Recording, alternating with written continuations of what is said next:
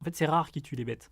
Et donc, ils se nourrissent principalement de lait et de sang, avec parfois aussi des fruits ou des tubercules qu'ils vont récupérer chez les voisins. Donc, pareil, ils sont en pleine forme. Et il les compare avec un peuple à côté d'agriculteurs. Et il dit, eux, ils sont plus petits, ils sont moins en forme, ils se font dominer. Et il explique cela parce que eux, ils mangent de manière végétarienne. Et donc, ils ont accès à moins de nutriments. C'est-à-dire parce que le lait, c'est vrai que le lait de bonne qualité est très très riche en certaines vitamines et minéraux. Et il faut savoir que Weston Price était un végétalien convaincu. Et donc, après son petit tour du monde, il a abandonné l'idée parce qu'il n'a jamais rencontré de peuplade végétarienne en pleine forme.